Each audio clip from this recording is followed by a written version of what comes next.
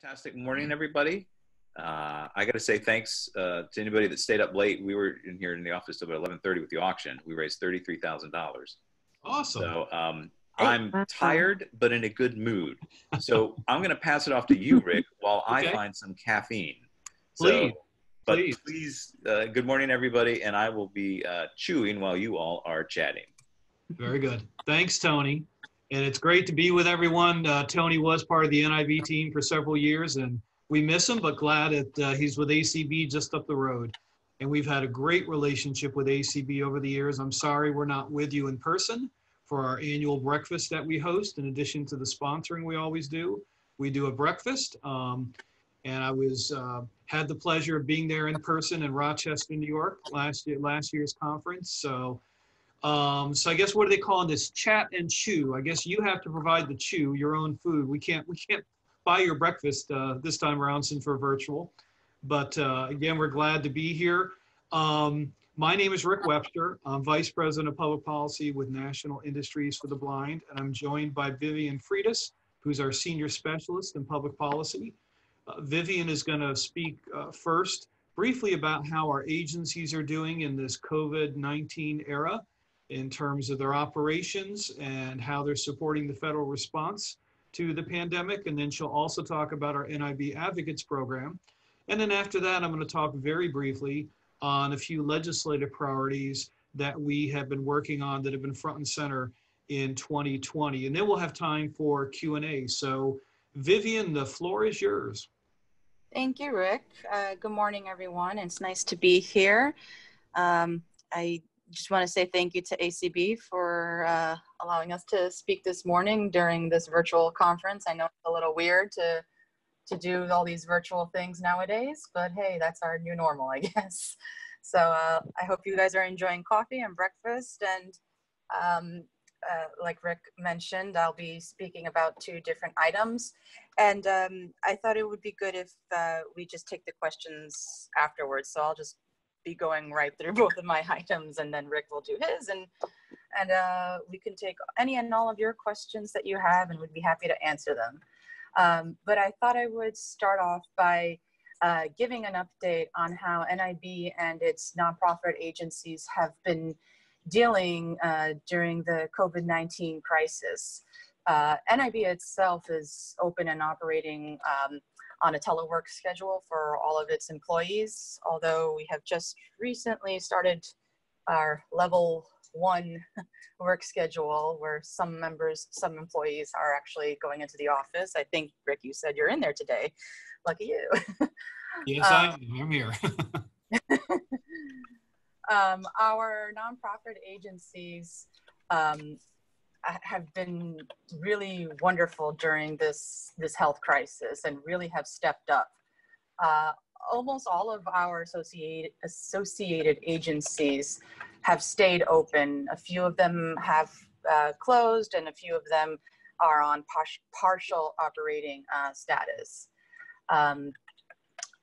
But over the past few months, there have been really great efforts by some really key agencies in providing support for the response during this crisis. They have really stepped up in producing products such as hand sanitizers, toilet paper, face masks, you name it, and just really provide a lot of support for state, local, and federal efforts to combat this coronavirus that we're dealing with. So just a few examples of how our nonprofit agencies are responding and taking action.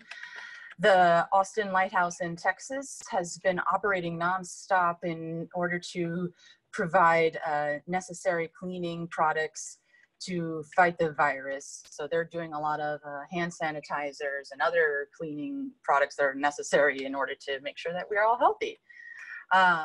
Earlier in the health crisis, when we were all dealing with a shortage of toilet paper, Outlook Nebraska really addressed this issue and ramped up their production of toilet paper to be provided to agencies and be distributed. Employees at our associated agency, the Association for the Blind and Visually Impaired, Goodwill Finger Lakes in Rochester, New York, were stepping up and answering phone calls that were coming into the region's crisis hotline. So they were working nonstop to answer all questions that were coming in and really providing necessary and crucial information to that region. And finally, our workers in IBVI in Milwaukee, Wisconsin, are assembling kits for the Army that are being used to build COVID-19 treatment centers. So they've been really great in providing those kits and assembling them for the Army. In addition, our associated agencies are also doing their part to keep America's armed forces supplied during this crisis, providing critical products like the helmets and uniforms soldiers wear every day as National Guard units are being deployed across the country. And our workers are really helping to maintain continuity and availability of essential services for our nation's veterans. For example, operating switchboards for medical centers run by the Department of Veterans Affairs, and manufacturing prescription bottles for VA hospitals and pharmacies. So all of these efforts have been taking place, and NIB is just very proud of our associated agencies and all the workers that have really just been putting in so many hours and just stepping up during this time of crisis. Everyone who's working is staying safe. There have been some efforts implemented to make sure that these workers, have proper protective equipment. And it's just, everyone has been doing such a great job, and we could not have been more proud of how we're providing assistance during this unprecedented time. So I know we're also short on time, so I apologize if I'm speaking a little bit fast.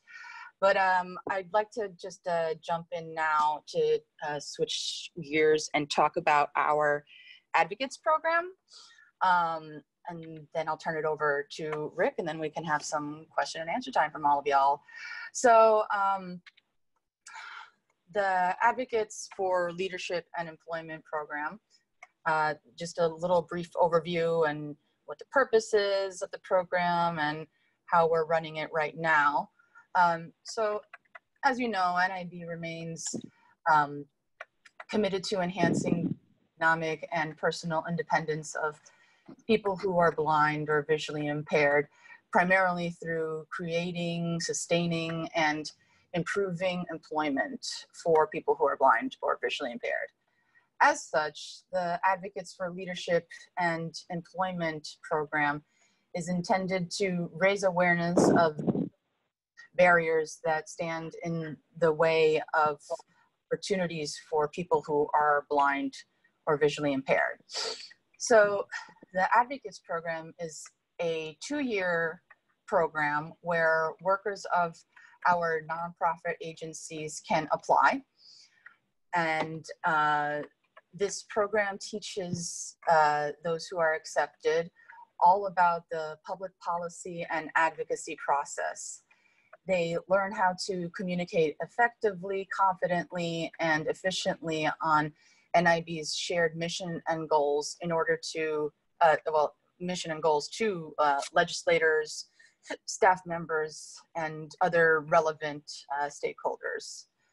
In addition, the Advocates program provides formal training on developing strategic plans and initiatives for engaging with public policy leaders and policy makers. In the end, the advocates will become an empowered voice and advocate for the blind community and the disability community in a broader sense. This advocates program began in 2012. And once you are accepted into the advocates program, you remain part of the program. And once you complete your training, you remain part of the program until you leave or decide to withdraw from the program. But it's not just a revolving door of new advocates coming in. Once you're in, and you remain an advocate for the remainder of your time. Right now, we have approximately 60 advocates in the program from various nonprofit agencies.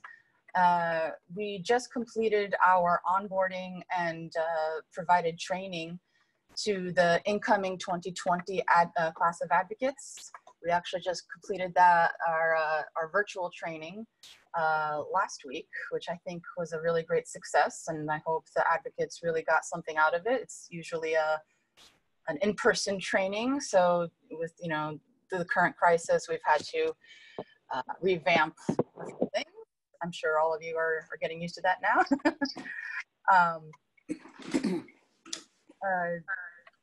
This was the first year we're obviously doing the virtual training, and typically the advocates attend our annual public policy forum, which is held every spring. And during this time, we provide in-person training to the incoming advocates on advocacy and the public policy process in order to prepare them for meetings with representatives and other staff members on Capitol Hill. At the end of their training, the advocates will have the necessary and proper tools, skills, and resources in order to be a powerful and effective voice for change and important issues to the blind and visually impaired community. And now, since we've had to cancel our public policy forum, which we have every spring, and our advocates come, we're looking for new and creative opportunities, well, virtual opportunities, in order to have our advocates engage with representatives and policymakers. And hopefully we'll have a few of those opportunities unfold in the next few months. It's a little bit difficult to do certain things over virtual means, but I'm confident that our advocates are receiving the proper training, the proper resources in order to go out there, engage and interact with local representatives here in DC, and really push our policy agenda and our policy priorities in order to make sure that people who are blind or visually impaired or have other disabilities really are have the same opportunities in terms of employment and any other goals and missions that NIB has. And we have a really great set of advocates this year and all subsequent years since 2012. They're amazing. I've just started working at NIB in January, but I can tell you that getting to know the advocates over the past 6 months, I'm very impressed with the work that they're doing, and looking at the success rate that they have. It's just a wonderful program, and looking forward to managing it and to hopefully creating more influence and a lasting impact on NIB's mission and goals. So I'm done with my part, and right now I'd like to just turn it over to Rick, and he can talk a little bit about our legislative agenda and priorities, and at the end I'd be happy to take any questions if you guys have it. So thank you very much. Rick, it's all you. Thanks, Vivian, appreciate it. So Let me talk briefly about a couple of legislative priorities that we've been working on in 2020. Last summer, when I was there in person at our breakfast that we hosted in Rochester at the 2019 annual conference, I talked about our efforts to try to secure the introduction of legislation to save the majority of Ability One contracts that our nonprofit agencies have with the Department of Veterans Affairs. Well, in the fall, a few months after the conference in Rochester, we did have a bill introduced in the House of Representatives in the fall time period, and then that bill passed the House in December. We got a little stalled in the US Senate during the Senate impeachment trial, where everything sort of slowed down, but we did manage to get our bill passed by the Senate in March. Because the Senate made a change to that bill, we're now back to the House of Representatives and needing another vote. And again, I'm not going to get into all of the particulars of the legislation, but allows us to retain or save most of the contracts that our nonprofits have with the VA or Department of Veterans Affairs, which is our second largest federal customer. So that's really critical. We have been working furiously for months to try to get this bill passed in the House of Representatives. And if you've watched at all what's going on in Congress because of COVID-19, the House in particular has not been meeting very often. And it's been difficult to get bills passed in the House of Representatives. So we're trying every possible means, every possible tactic to get it done.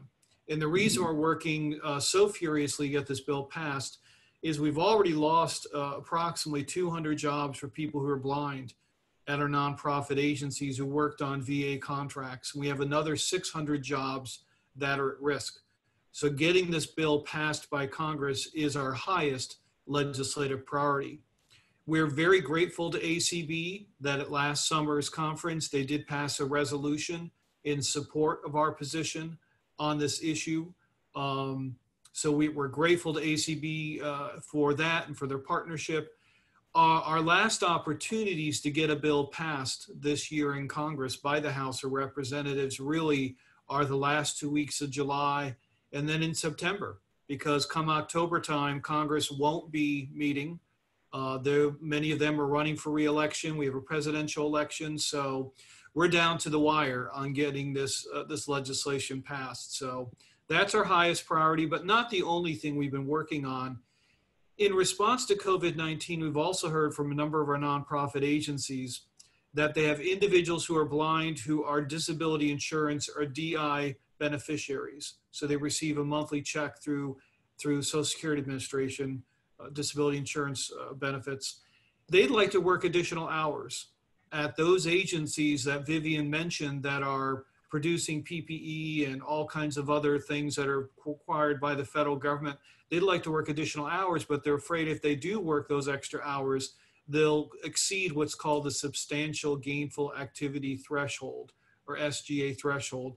And we've been talking to the tax writing committees in Congress about some type of temporary waiver of that limitation on incomes. Individuals who are blind who work in our program and are specifically working in response to the pandemic and supporting that response could exceed that threshold and not lose their monthly benefit.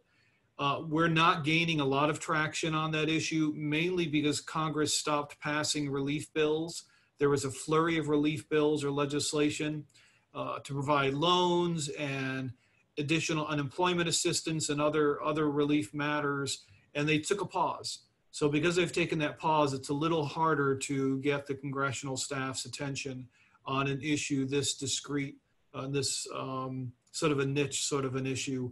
But we'll keep trying, because we know there are individuals who are blind at our agencies who want to work additional hours. We want to make sure we have this waiver in place.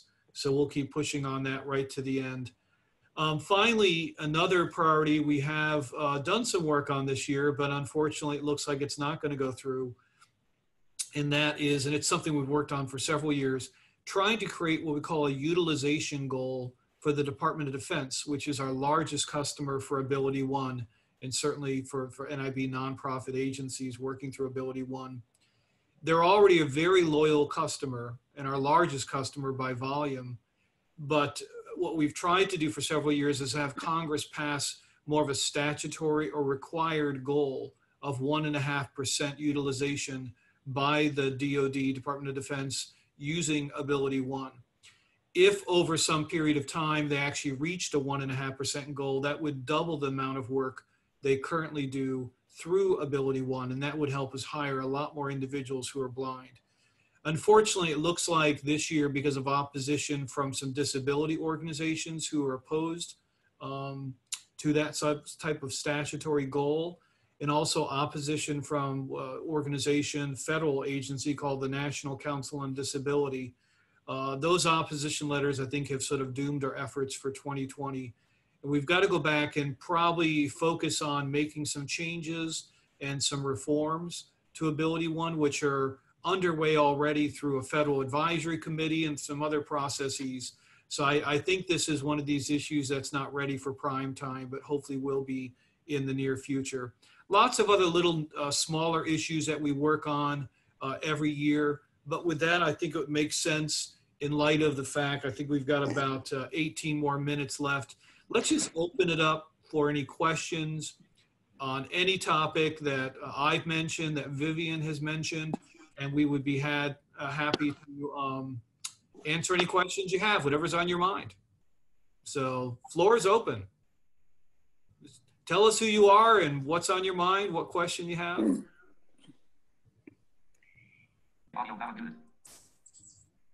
Or if you don't have any questions, I'm going to fill in the time by singing, and I'll do a little dance. And, I'll entertain you. I know it's early in the morning, might be a little too much for some of you. But... Rick? Yes, please. Hi, it's Don Horn from New York. Hi, Don. Two things. First of all, I like the idea of the waiver or considering the waiver on substantial gainful activity, but I think we need to be really, really careful about that, because it isn't just a matter of is a person performing a substantial gainful activity, but it also, if at least read in a certain way, it could be viewed as is the person capable of performing above substantial gainful activity. So I think when you're considering waivers, I would just say consider the long-term impact that they may have because of the wording of some of the regulatory language.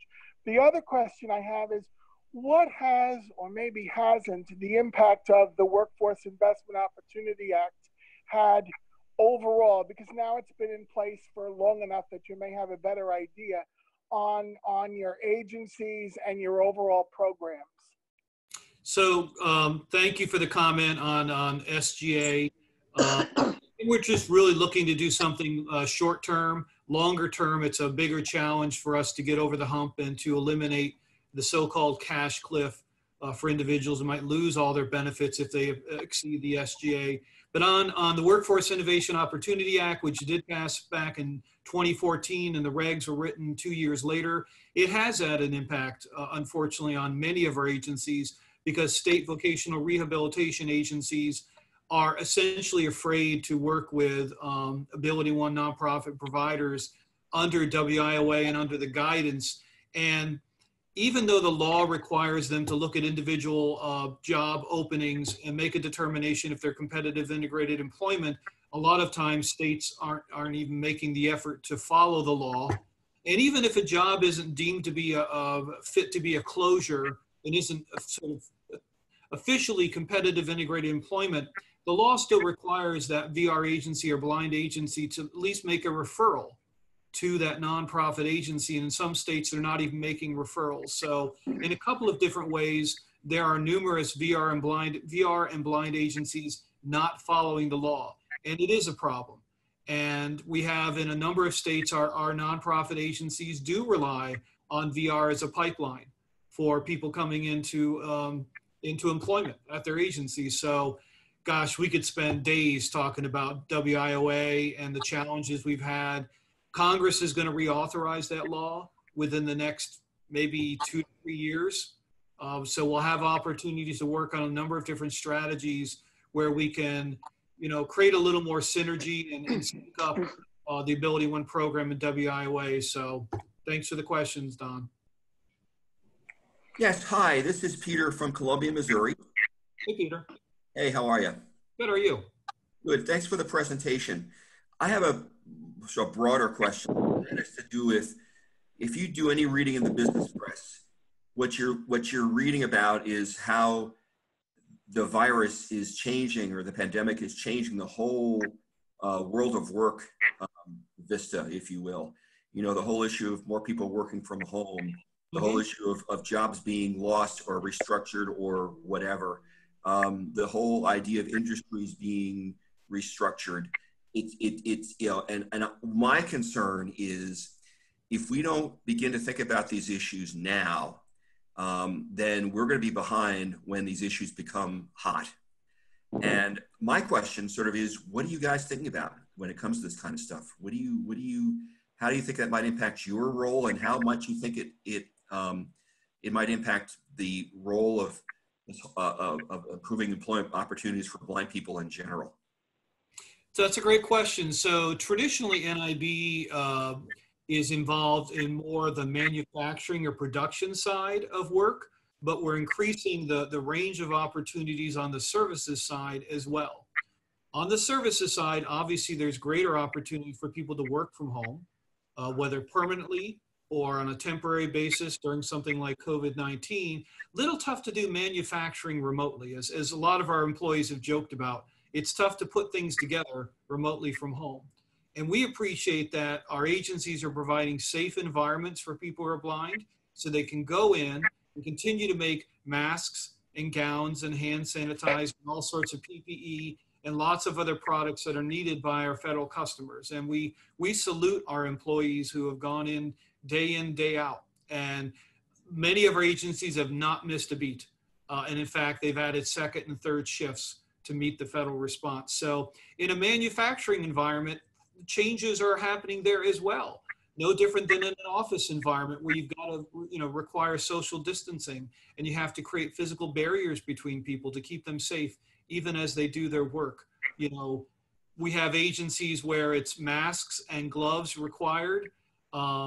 In a break room, I've heard from one employee at our Lighthouse in St. Louis, at break time, there's like split shifts and split breaks, and you're at a table all by yourself. Now, one of the challenges is to be distanced, but not be completely socially apart from one another. So how do you still create community, even as you're trying to do social distancing or physical distancing to keep people safe? So all of us are learning. Peter, this is my first day back in the office at NIB headquarters since Friday, March the 13th. I've been gone for almost 4 months. I've been working out of my house because I'm able to do that.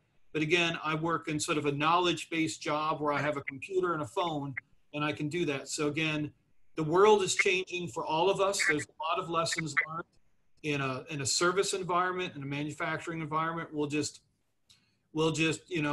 have to record all those lessons learned and just be flexible. But again, we're certainly wanting to move more into the services area, creating lots of different exciting positions and contract management support for people who are blind. So I'll just stop there. I could go on. My father was a minister, and I could start preaching, but I'm going to back off right there and take some more questions. And one other comment, if you don't mind, and this Yes, please. has to do with your advocate program. I might have a way that might further your program virtually. And I guess my question is, how do I contact somebody to float my idea? Well, if you want to send me an email, I'd be happy to take it, or Vivian, but it's R Webster, just like it sounds, initial R and then Webster, all lowercase, at nib.org. And Vivian is V Fridas, VFRIDAS, at nib.org. And we'd love to hear from anyone. Okay. We love ideas. Yep. We love good input. So please. I will do it. Thank you. Don't hesitate to get in touch. We'd love to hear your feedback. Thank you. Okay, terrific. And then I'm sure Clark here would want that information to be passed in a circle back to us. Float the idea as well, Peter, because who knows what this will be like come the end of February when we have our legislative gathering in Washington. So yeah, no, that's a good point. I hadn't thought about that, but I do have a thought that might move things forward a bit. So yeah, thanks for brainstorming. Yep. Great. Yes, this is Anne in LaGrange, Illinois. Excuse me. And I kind of just have a practical sort of question. I have been working for the federal government now for 45 years, and I'm trying to retire from the government and get a second, maybe part-time job for a couple more years. And I'm having trouble getting any kind of assistance in finding a job, because they say I need to go through the Department of Rehabilitation in order to get a job. And so I'm just trying to find out, does NIB hire people for like second careers, hire people part-time, and then do you have to go through VR in order to get a job? Or so great question. So you don't necessarily have to go through VR. I mean, we have people who are hired directly by our agencies. I think that's a pipeline, a system that our agencies utilize. But for example, we have Chicago Lighthouse for the blind.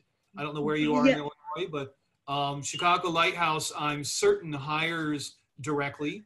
Our agencies work through VR and blind agencies, but they also advertise directly for open positions that they have. So I would encourage you to get in touch with folks at Chicago Lighthouse. I did, and they Okay. said they could, and they said they couldn't help me because I didn't have a case open with VR, and I couldn't get a case because I currently have a job. Okay. So well, I'm just. I think I don't in know that if it case, varies Ann, from agency to agency. yeah. Go ahead, Tony. I mean, in that case, you might just be talking to the wrong person at the Lighthouse. I mean, they are, there's, some people are, as you know, working for the federal government, kind of keeping their lanes. And there are very distinct lanes, but there's also still an initiative that the Chicago Lighthouse has that can, that's still trying to really, that initially wants to still hire people who are blind. And, there are people that work at the Lighthouse that did not go through VR to get to work at the Lighthouse. It might be worth shooting myself a note, or Clark Rockfall, our advocacy director here, or Claire Stanley on our staff here too, who manages some of our intakes, and then on questions and contacts and stuff, and try to see if we can figure out, or maybe Vivian or Rick, if you know someone that works under Janet that's not on the VR side, that just is hitting that same repeat button. Because there are ways, because we've, when I was at NIB, we wrestled with that sometimes with people that got left on the side of VR. I've had my issues with VR in the past, heavens knows, where I was like, what is the point of VR even sometimes? No offense to my friends that are VR counselors, but sometimes you just get caught in that bureaucratic, it's not everybody's perfectly, not everybody's the exact same.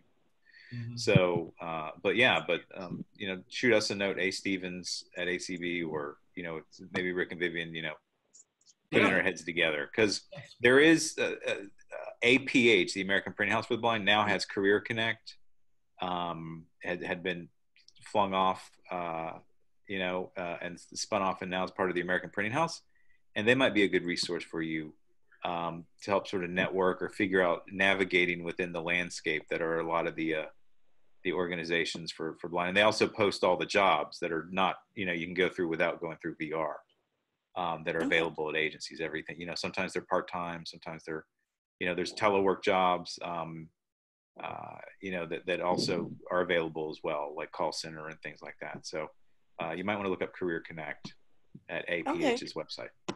Great.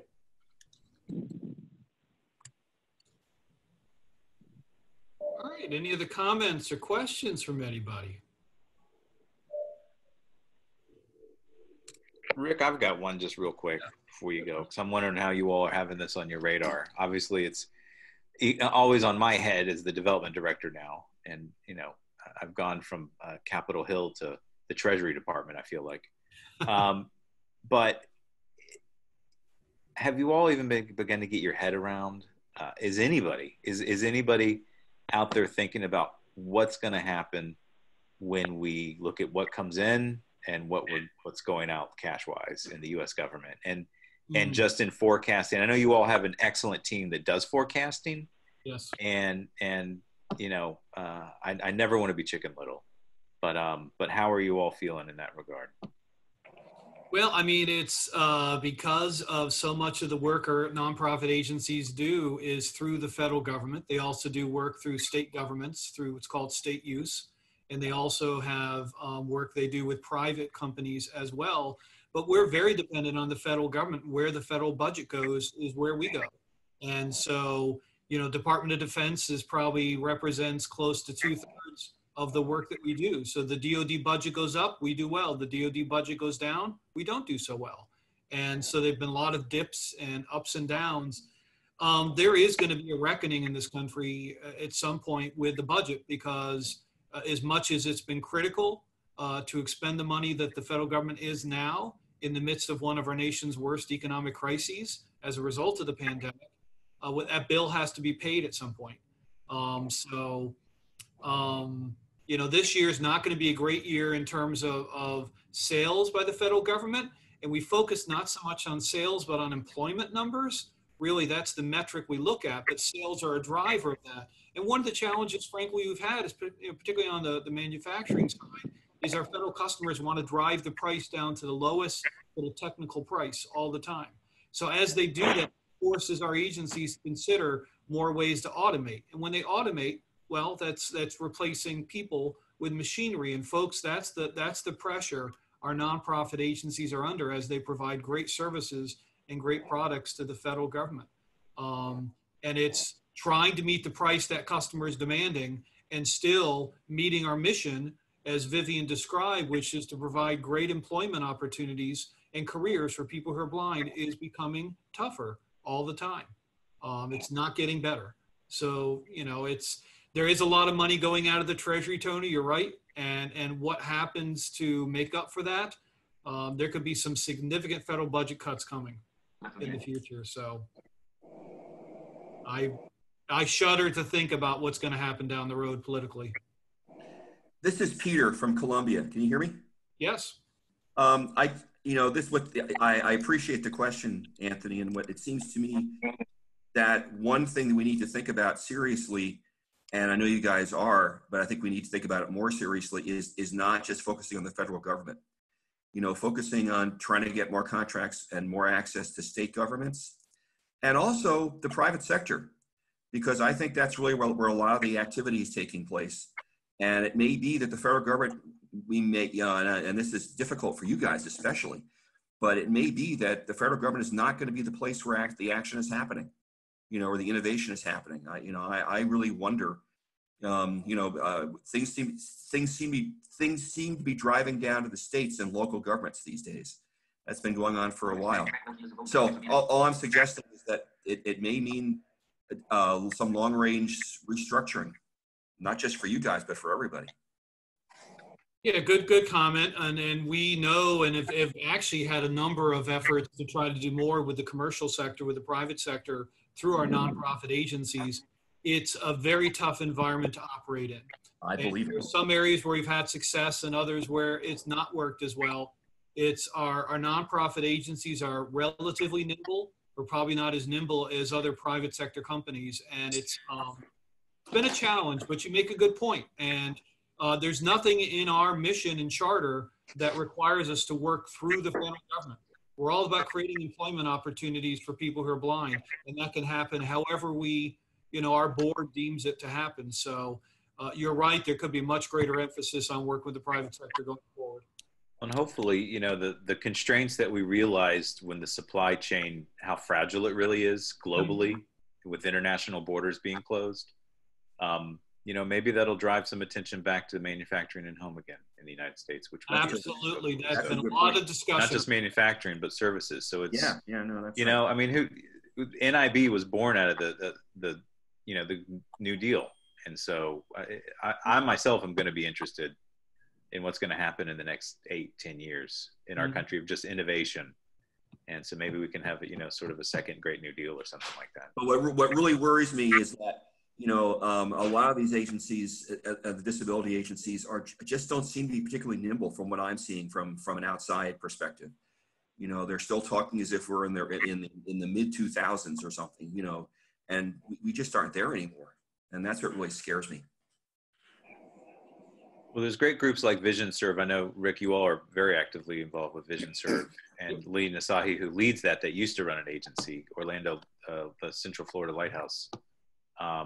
You know, they're tackling those kind of questions. And I know like Angela Hartley and Kevin Lynch and folks are actively involved with Vision Serve. So yeah, we're definitely hats off to you guys, Rick, because I know you guys will probably be one of the voices that, you know, in a sense of innovation, are trying to think of something. So. For sure, Tony, for sure. Absolutely. Well, everybody, yeah, I think we're at our time. Yes. Thank you, everyone. On behalf of NIB, myself, and Vivian, thank you for the opportunity to have this conversation this morning and continue to support ACB. And I wish ACB the best with the rest of this conference.